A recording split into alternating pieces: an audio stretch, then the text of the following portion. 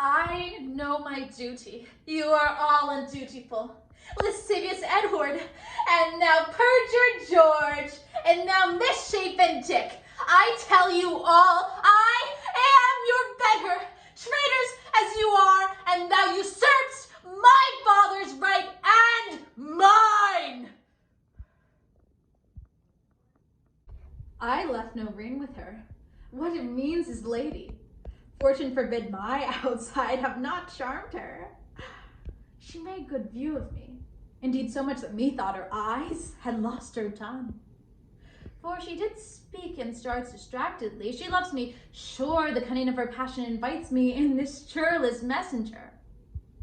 None of my lord's ring, why he sent her none. I'm the man, if it be so as 'tis.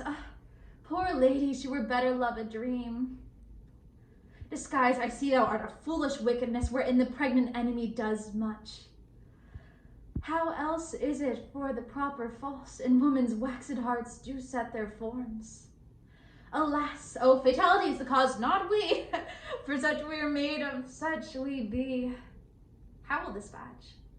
My master loves her dearly, and I, poor monster, fond as much on him, and she mistakenly seems to dote on me.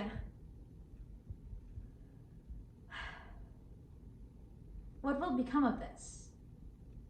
As I'm a man, my state is desperate for my master's love. As I'm a woman, now alas the day.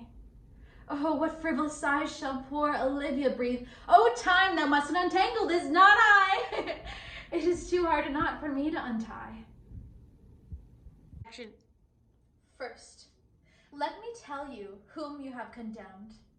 Not one begotten of a shepherd's swain, but virtuous and holy, chosen from above to work exceeding miracles on earth.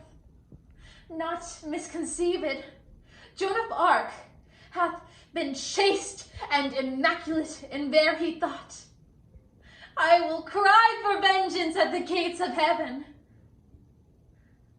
Will nothing turn your unrelenting hearts?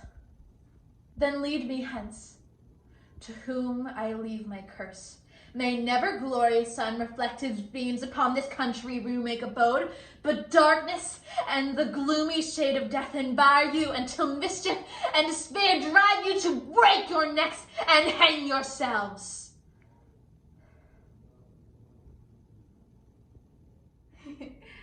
You're so neat. Yeah, you're such a neat guy. You know, I wish I would have known you when I was little. Well, not real little, but at the age when you start figuring out stuff. Like when you were cracking rocks apart and looking at all their sparkles inside. I would have taken you to this real neat hideout where I made a waterfall out of tires and shit, and I had my own hut. We would have taken all our clothes off, and I would have looked at your dinner, and you would have showed me how far you could piss. Man, I wish you were around then. Once, I was in this play, and I was real glad to be in this play, since, well, I thought plays were only for pretty people. You know what it was? It was The Ugly Duckling. And I got to be the ugly duckling. But I didn't mind, because in the end, I would be that pretty swan and all. Oh, and get this, I had to wear this old tattered black shawl and get stuff blown at me, but I didn't mind, because I would be that pretty swan. But, you know what happened? At the end of the play, I had to cover my head with this black shawl, and then up rose this really pretty blonde-haired girl as a swan. It was real shitty, man. I never got to be the goddamn swan. You know, I paid all my dues, and then up rose ballerina Kathy like the fucking North Star. And afterwards, all the parents could talk about was how pretty she looked. Man, I ran to my hideout, and I cried and cried.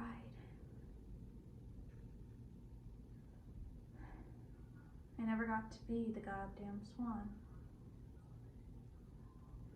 I wish you were around then. Yeah. I bet you would have protected me. Oh, my good Lord, why are you thus alone?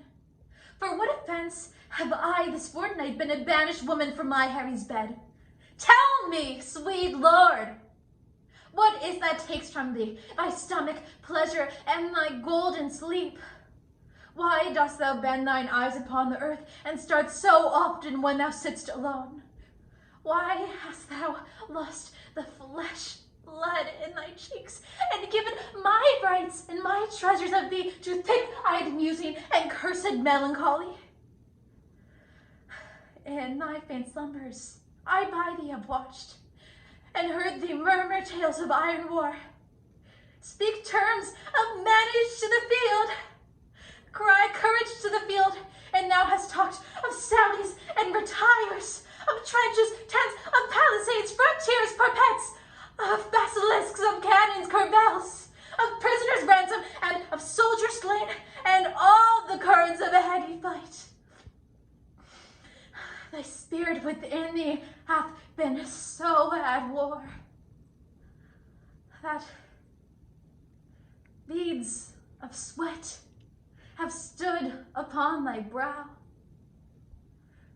and in thy face strange motions have appeared, such as we see when men strain their breath on some sudden hest. Oh, what portents are these? Some heavy business hath my lord at hand, and I must know it, else he loves me not.